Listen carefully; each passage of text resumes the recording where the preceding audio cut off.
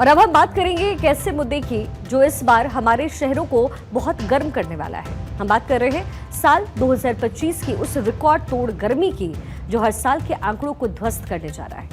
मौसम विभाग की चेतावनी, वैज्ञानिकों की भविष्यवाणी और धरती पर बढ़ता ये तापमान, ये सब मिलकर के एक सवाल खड़े करता है कि क्या हम तैयार हैं इस भीषण गर्मी का सामना करने के लिए।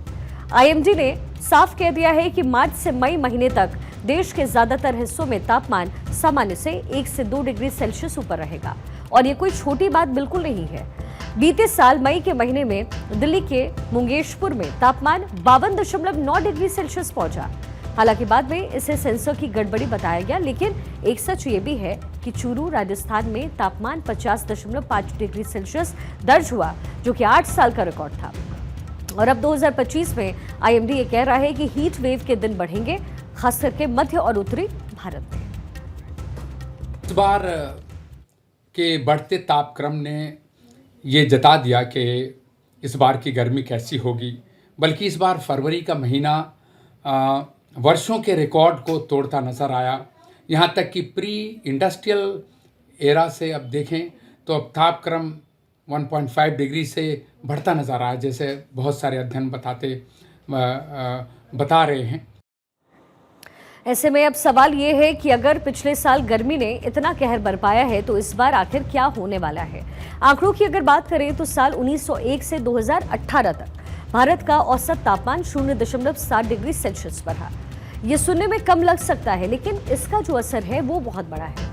साल 2024 में देश में 41 अतिरिक्त हीट वेव दिन देखे गए, यानी सामान्य से कहीं ज्यादा दिन गर्मी ने लोगों को परेशान किया।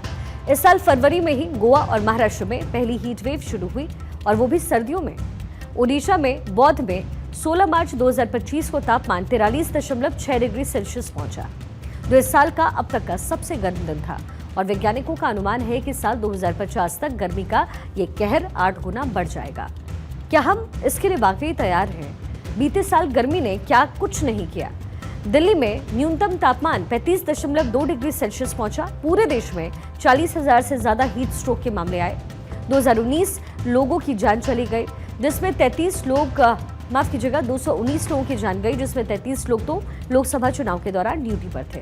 पानी की किल्लत ऐसी बची कि दिल्ली में टैंकरों से पानी बंटवाना पड़ गया। बिजली की मांग 8,000 मेगावाट तक पहुंची। तो सवाल यह है कि अगर पिछले साल इतना बुरा हाल था तो इस बार जरा सोचिए, जब गर्मी रिकॉर्ड तोड़ेगी तो फिर हम सबका क्या होगा। ये गर्मी कोई साधारण मौसम की शरारत नहीं है, इसके पीछे है जलवायु परिवर्तन। आईपीसीसी की छठी मूल्यांकन रिपोर्ट ये कहती है कि हीट वेव्स पहले से ज्यादा तेज, ज्यादा लंबी और ज्यादा बार आ रही है। वैज्ञानिकों का कहना है कि अगर ग्रीन हाउस गैसों का उत्सर्जन नहीं रुका तो साल 2050 तक 45 मिलियन लोग विस्थापित हो सकते हैं। समुद्र का स्तर बढ़ रहा है, मॉनसून अनियमित हो रहा है और खेती पर संकट मंडरा रहा है। चावल का उत्पादन 6% कम हो गया, और ये संकेत उस खतरे की तरफ इशारा करता है जो लगातार तेजी के साथ इस समय बढ़ रहा है। आईएमडी का कहना है कि इस बार मार्च से ही दिल्ली में तापमान 40 डिग्री सेल्सियस को छू सकता है। मध्य प्रदेश, उत्तर प्रदेश, राजस्थान में हालात और ज्यादा खराब होते हुए नजर आएंगे। ग्वालियर में पिछले साल तापमान 48 डिग्री सेल्सियस दर्ज हुआ, और इस बार ये 50 डिग्री को पार कर सकता है। दक्षिण और पूर्वोत्तर भारत में थोड़ी राहत जरूर मिल सकती है, लेकिन बाकी देश में गर्मी से जो है हालात खराब होने वाले हैं। बिजली की मांग 9 से 10% बढ़ जाएगी। पानी की किल्लत और ज्यादा बढ़ सकती है। हीट स्ट्रोक के मामले आसमान छू सकते हैं। सवाल यह है कि हमारी सरकारें, हमारा सिस्टम क्या इसके लिए वाकई तैयार है।